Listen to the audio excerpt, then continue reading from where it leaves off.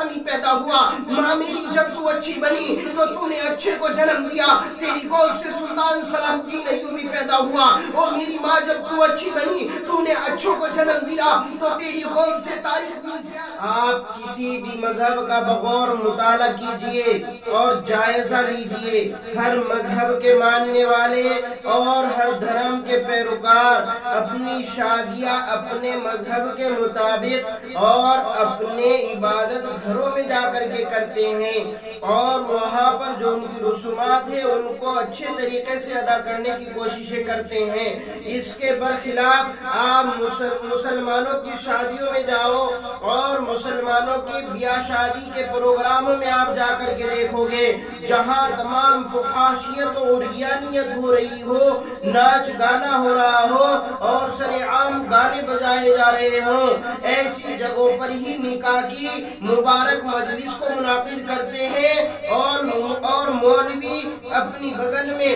نکاح کا register copy دبا کر کے اس جگہ پہ جا کے نکاح پڑھاتا ہے۔ یہ حالت ہے مسلمانوں کے کلچر کی، یہ حالت ہے مسلمانوں کی۔ میرے بھائیوں،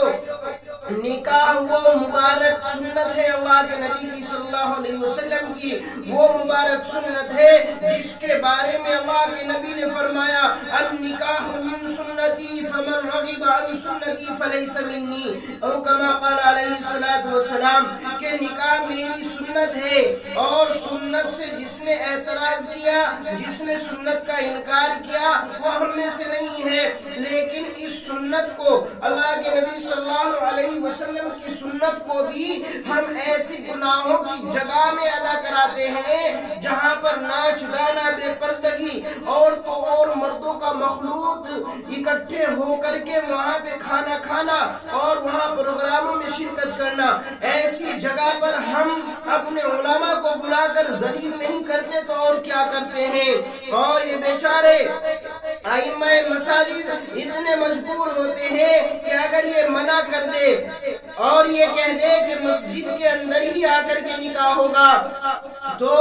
یہ سمجھ لو کہ اسی دن اس کو بوریا بستر اٹھانا پڑ جاتا ہے مسجد سے۔ کیوں؟ اس وجہ سے کہ شادی جو ہے وہ کسی اثر رسوخ والے آدمی کے بیٹی اثر رسوخ والے آدمی کی بیٹی کی شادی ہے۔ اب اگر امام صاحب وہاں نکاح پڑھانے میرج ہال میں نہ گئے تو سمجھ لینا شام کے وقت میں ہی استعفے کی شکل میں جو ہے امام صاحب کو ایک ہدیے کے طور پہ کاغذ پیش کر دیا جاتا ہے۔ یہ حالت ہے میری قوم کی، یہ حالت ہے میری قوم کی میرے بھائیوں۔ حالانکہ چاہیے تو یہ تھا کہ اپنے مقتداؤں کو، اپنے اماموں کو اور اپنے پیشواؤں کو ہم سب اقوام سے بڑھ کر کے مانتے۔ آپ جانتے ہو چاہے وہ یہودی ہوں، عیسائی ہوں یا کسی اور مذہب کے ماننے والے ہوں، وہ اپنے عبادت گھروں میں جا کر کے، اپنے چرچوں میں جا کر اور اپنے گرودواروں میں جا کر کے شادی کیوں کرتے ہیں؟ اور جب تک وہ اپنے مقتدا سے، یعنی جو ان کا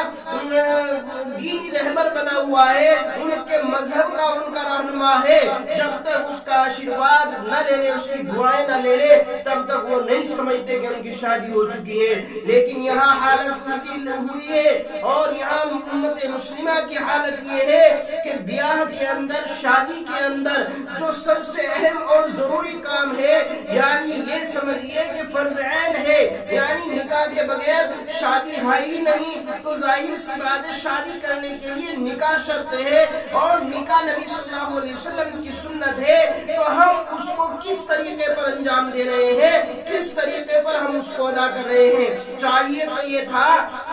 کہ مجمع عام کے سامنے جب اللہ کے نبی صلی اللہ علیہ وسلم کی سنت ہے اور طریقہ یہ ہے کہ مجمع عام کے سامنے نکاح پڑھایا جائے اور ہم ایک بند کمرے میں، حالانکہ وہاں پر فوٹو کشی ہوتی ہے، تصویر کشی وہاں کی جاتی ہے، وہاں ویڈیوگرافی ہوتی ہے اور وہاں نہ معلوم کیسی کیسی خرافات ہو رہی ہوتی ہے، تو ہم اس نبی کی سنت کو ادا کرنے کے لیے ایسی ناپاک جگہ کو چنتے ہیں۔ یاد رکھنا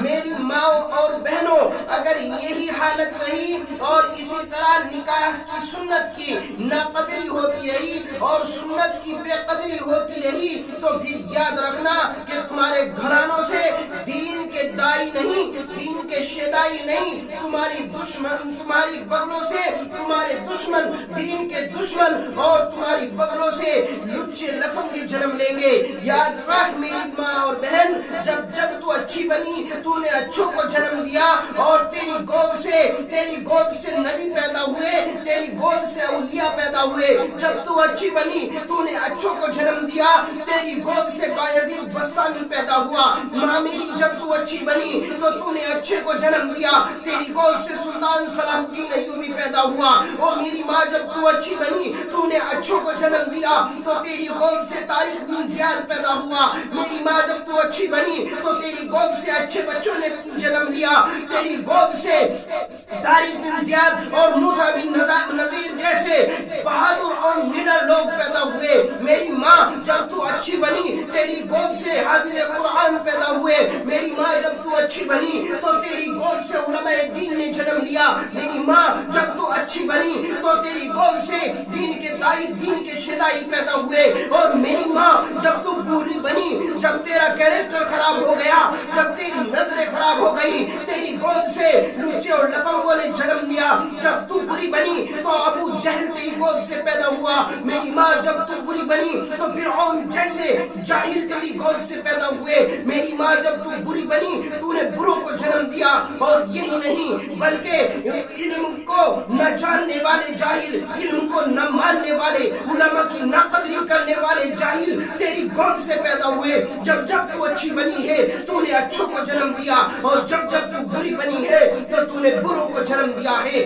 اس لیے میں یہ کہنا چاہتا ہوں امت مسلمہ کے غیور لوگوں سے، میں اپنی قوم کے لوگوں کو یہ پیغام دینا چاہتا ہوں کہ جب تمہاری بیٹی اور تمہارے لختی جگر جب گھر سے دور کالج کے لیے نکلتی ہے، جب یونیورسٹی میں پڑھنے کے لیے نکلتی ہے، جب اسکول کے لیے نکلتی ہے، تو تم اس کو بہت ساری ہدایت کرتے ہو، بیٹا پہنچ کے فون کر دینا، بیٹا واپس ہو تو فون کر دینا، بیٹا راستے میں کوئی معاملہ ہو تو فون کر دینا۔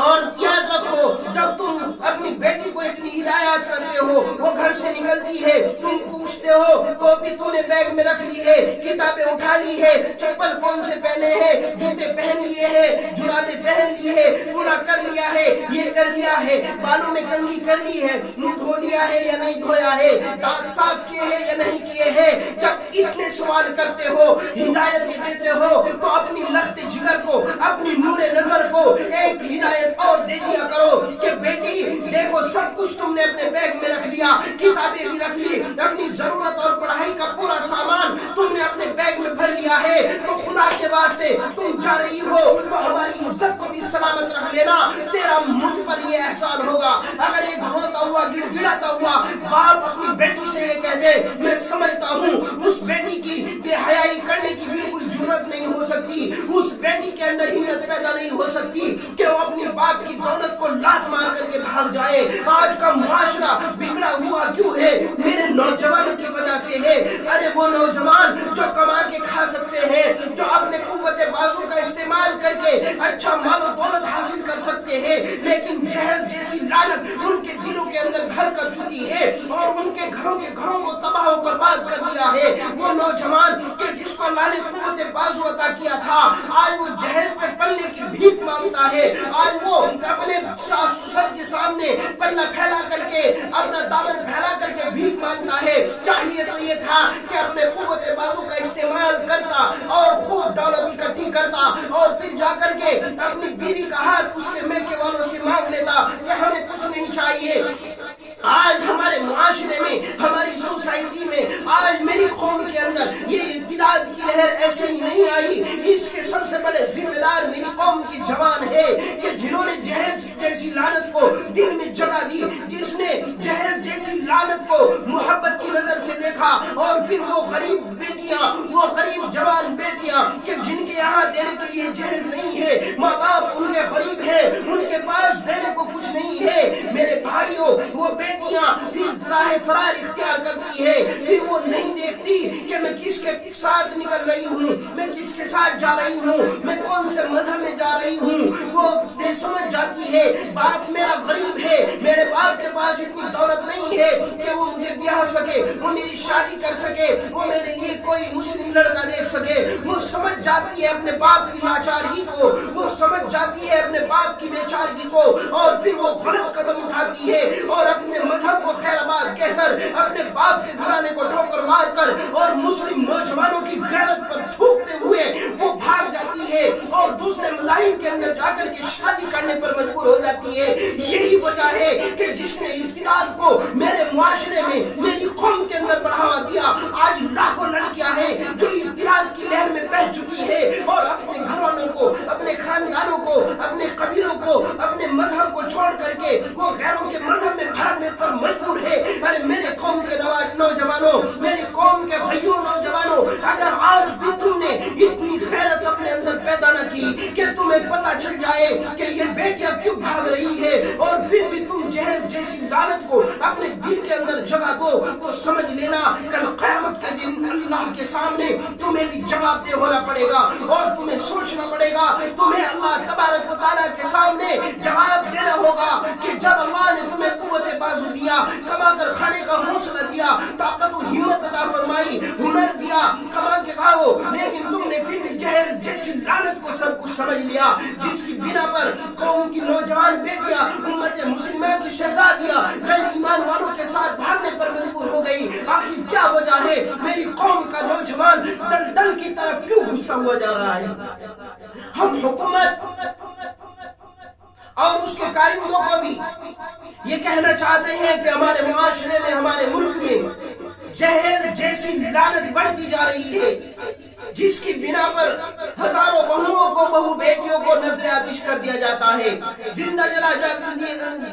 دیا جاتا ہے اور پھانسی پر لٹکا دیا جاتا ہے۔ حکومت جہیز لینے والوں پر شکنجا کسے اور جہیز لینے والوں کو کڑی سے کڑی سزا کا مستحق قرار دیا جائے۔ اسلام میں جہیز جیسی لعنت کا بالکل کہیں ذکر نہیں ہے۔ اگر تم اپنی بیٹیوں سے محبت کرتے ہو تو ان کو میراث میں سے حصہ دو جو اسلام نے ان کا حصہ مقرر کیا ہے، اور اگر پھر یہ نہیں کر سکتے تو جہیز کے نام پر دی جانے والی لاکھوں کی رقمیں اور سامان یہ میراث نہیں ہوا کرتا، یہ بدل نہیں ہوا کرتا۔ سمجھنا ہوگا میری قوم کے نوجوانوں کو اور ان ماں باپ کو بھی، ان والدین کو بھی جن کی بیٹیاں جہیز نہ ملنے کی وجہ سے گھروں کے اندر قید ہو کر کے مر جاتی ہے یا بھاگنے پر مجبور ہو جاتی ہے۔ انہیں بھی کوئی نیک قدم اٹھانا ہوگا۔ جب وہ اپنی بیٹیوں کو میراث میں سے حصہ دیں گے تو یہ بیٹیاں گھروں کے اندر بھی بیاہی نہیں بیٹھی رہے گی، بغیر شادی شدہ کی یہ نہیں رہے گی، یہ بھی اپنے گھر سنسار کی ہو کر کے رہے گی، اور ان کی گودوں سے بھی بچے پیدا ہوں گے، دین کے شدائی پیدا ہوں گے۔ اس لیے میرے بھائیوں، ضرورت اس چیز کی ہے کہ معاشرے سے جہیز جیسی پرتھا کو، لعنت کو ختم کیا جائے۔ اس کے لیے ایک بہترین لائحہ عمل تیار کیا جائے اور اکابرین امت اس چیز پہ فوراً ایکشن لے کہ معاشرے کے اندر جہیز جیسی لعنت جہاں بھی آئے اور جو بھی لے یا جو بھی دے فوراً اس کا بائیکاٹ کیا جائے اور اس کو بتایا جائے کہ اسلام نے بھی، ہمارے معاشرے نے بھی اور ہمارے ملک کے قانون نے بھی اس کو غیر قانونی قرار دے رکھا ہے، لہذا اس کی کوئی گنجائش ہمارے معاشرے کے اندر نہیں ہے۔ اللہ علیہ وسلم